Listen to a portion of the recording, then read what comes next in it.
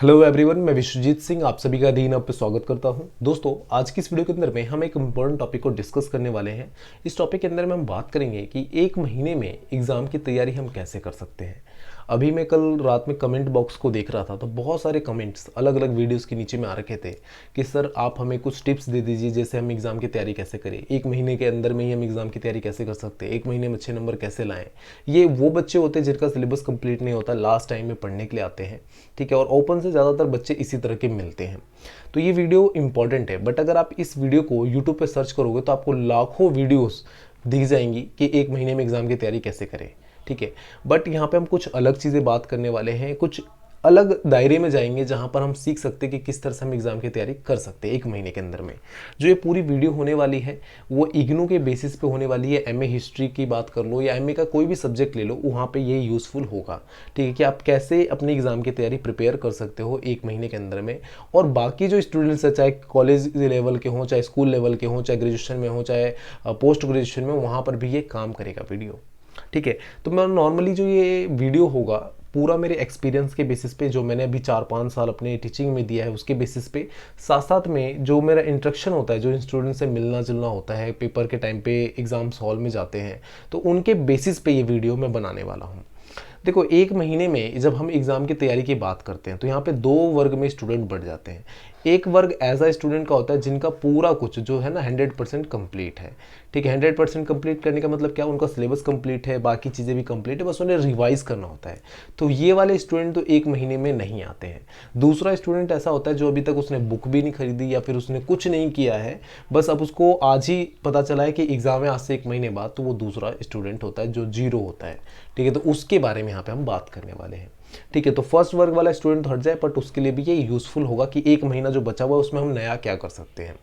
अब देखो, यहाँ पे जो सेकंड स्टूडेंट है, सेकंड स्टूडेंट क्या, वो सिलेबस कंप्लीट करने से रहा, क्योंकि एक महीने में आप सिलेबस साल भर का कंप्लीट नहीं कर सकते, ठीक है। आप क्रैश कोर्स के थ्रू भी अगर करते हो तो एक सब्जेक्ट कर सकते हो, दो सब्जेक्ट कर सकते हो, 4-4, 5-5 सब्जेक्ट का सिलेबस कंप्लीट नहीं कर सकते, नेक्स्ट टू इम्पॉसिबल होता है, ठीक है। तो आपको करना क्या है यहाँ पे, जो सबसे बेस्ट तरीका जो मुझे लगता है, जो मैंने भी यूज़ किया है, ठीक है, आपको करना क्या है, क्वेश्चन पेपर के माध्यम से स्टडी स्टार्ट करना है, ठीक है, क्वेश्चन पेपर के माध्यम से। पर यहाँ पे बहुत सारे बच्चे जो ऐसे होंगे वो बोलेंगे कि सर मैं क्वेश्चन पेपर तभी सॉल्व कर पाऊंगा जब मुझे उसके बारे में पता हो, उस चैप्टर के बारे में पता हो, उस लेसन के बारे में पता हो। अगर मैं उस चैप्टर को कभी पढ़ा ही नहीं तो मैं कैसे सॉल्व करूंगा।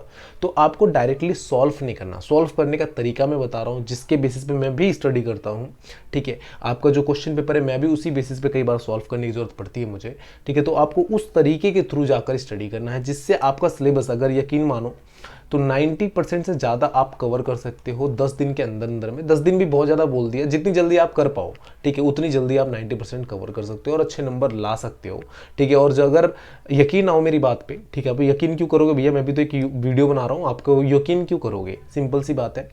तो आप एक काम करना, हमारे दीन अब चैनल पे एमए हिस्ट्री की जो भी प्लेलिस्ट आपको दिखे, MHI 01, MHI 02, उस प्लेलिस्ट में जाओ, वहाँ पे एक वीडियो है डली हुई लास्ट 5 ईयर क्वेश्चन पेपर की, ठीक है। वहाँ पे लास्ट 5 ईयर के क्वेश्चन पेपर को मैंने सॉल्व करवाया है। आप उस वीडियो को कमेंट बॉक्स को देखो, कमेंट बॉक्स देखने के बाद जो रिप्लाई आपको दिख रहा होगा, कमेंट आ रखे वहाँ पे दिखेगा, तो आपको ये समझ में आएगा कि ये जो ट्रिक मैं बता रहा हूँ वो यूज़फुल है, ठीक है। तो हमें करना क्या है, हमें यहाँ पे क्वेश्चन पेपर को स्टडी करना है। क्वेश्चन पेपर कैसे स्टडी करोगे, तो इग्नू के अंदर में साल में 2 बार एग्जाम होते हैं, एक जून में एग्जाम होता है और एक दूसरा होता है दिसंबर में, मतलब जून सेशन दिसंबर सेशन, 2 सेशन का एग्जाम होता है। साल में 2 क्वेश्चन पेपर मिल गए आपको। एटलीस्ट आपको टारगेट लेके चलना है कि कम से कम आप लास्ट 5 ईयर के क्वेश्चन पेपर तो इकट्ठा करो, ठीक है। अगर आप लास्ट 5 ईयर के क्वेश्चन पेपर इकट्ठा करते हो तो ऑलमोस्ट आपके पास हो गए 10 क्वेश्चन पेपर, हर साल में 2 और 5, 5 दूनी 10, तो 10 क्वेश्चन पेपर इकट्ठा हो गए।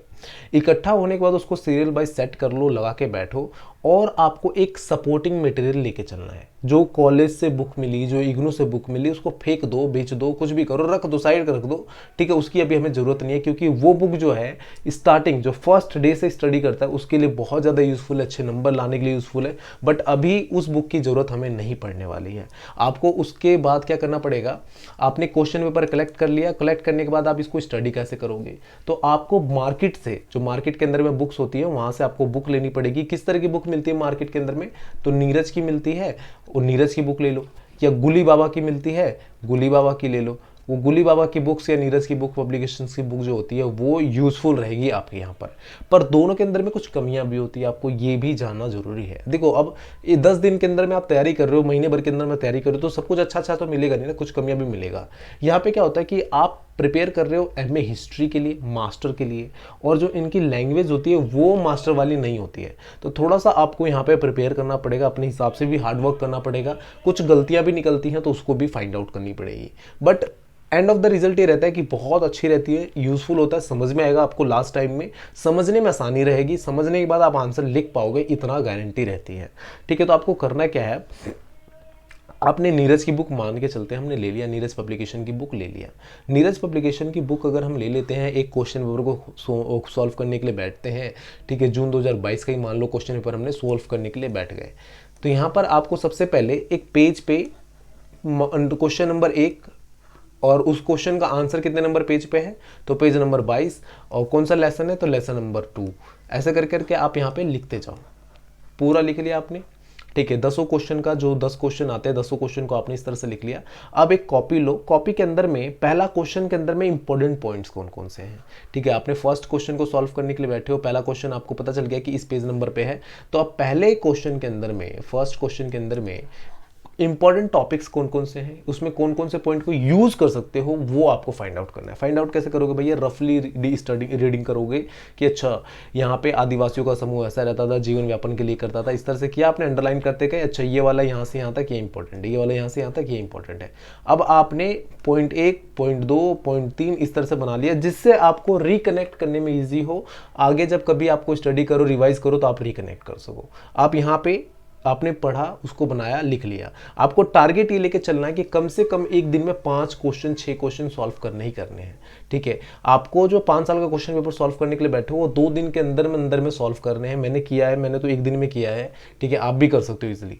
और अभी जैसे देखो, ये शुरुआत के ना 4-5 क्वेश्चन तक आपको लगेगा, 4-5 क्वेश्चन पेपर तक लगेगा कि यार बहुत टफ है, बहुत टफ है, बहुत टाइम लग रहा है, पर 5 क्वेश्चन पेपर के बाद क्या होगा ना, क्वेश्चन रिपीट होने शुरू हो जाएंगे। ठीक है, मान लो आपने 5 क्वेश्चन पेपर सॉल्व कर दिया ना, 5 क्वेश्चन पेपर के बाद क्या होगा, क्वेश्चन पेपर ही रिपीट होने लगेगा, पूरा क्वेश्चन पेपर, कि ये वाला क्वेश्चन अभी आपने पढ़ा था 2021 वाले में, ये वाला क्वेश्चन आपने 2020 में पढ़ा, ये वाला जून सेशन में पढ़ा, ये वाला दिसंबर सेशन में पढ़ा, इस तरीके से क्वेश्चंस रिपीट होने लग जाएंगे। ठीक है, जब रिपीट होंगे तब आप वापस स्टडी करोगे, तो इतना ज़्यादा हो जाता है 5 साल के क्वेश्चन पेपर को स्टडी करते समय कि क्वेश्चंस को लेकर आपका माइंड बिल्कुल क्लियर हो जाता है कि हाँ ये चीज़ यहाँ पे आ रहा है, इसका आंसर इस तरह से लिख सकते हैं, इतने नंबर यहाँ पे मिल जाएंगे।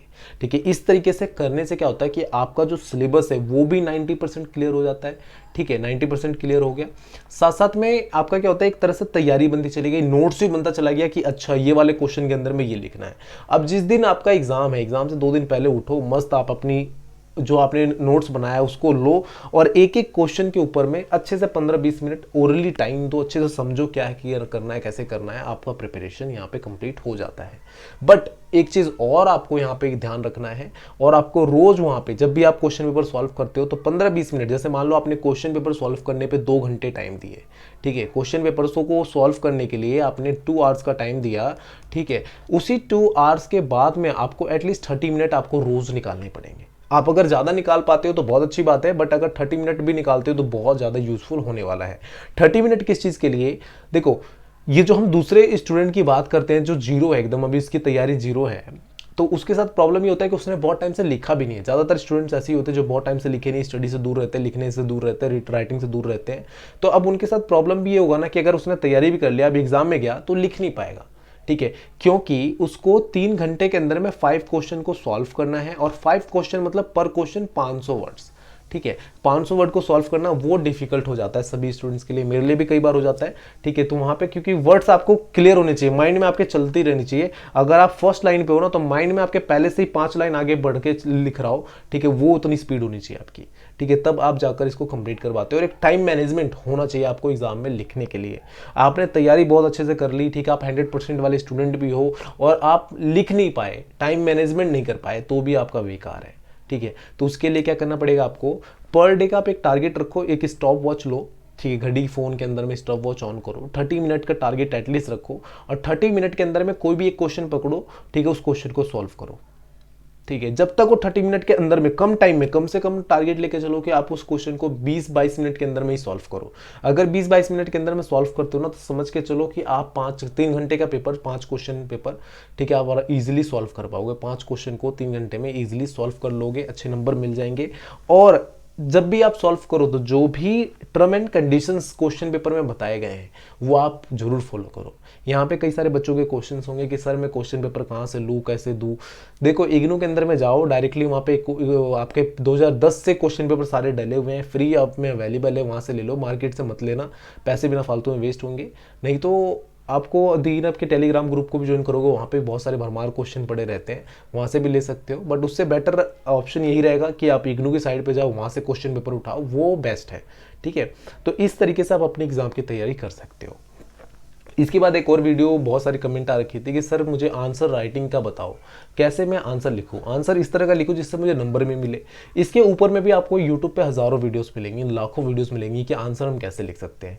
अभी मैं भी उसके ऊपर एक वीडियो बनाने वाला हूँ, पहले भी मैं बनाया हूँ 1-2 बार, बट इस बार कुछ और नए तरीकों के साथ में कि आंसर हम कैसे लिख सकते हैं, क्या चीज़ें ज़रूरी है, उसके ऊपर में हम बात करेंगे। ठीक है, चलिए हम यहाँ पे अपना वीडियो एंड करते हैं। आपको ये सजेशंस कैसे लगे कमेंट करके बताएं। क्या आपको लगता है ये सजेशंस यूज़फुल होने वाले हैं? लगता है तो हाँ कमेंट करके बताएं, जरूर अपना एक्सपीरियंस शेयर करें, जिससे आगे और भी स्टूडेंट्स का बेनिफिट मिल सके, उनको यूज़फुल हो उनके लिए। तो friends, thank you so much for watching me, thank you so much for listening me, bye bye, take care, all the best. यहाँ पे हम अपना वीडियो एंड करते हैं।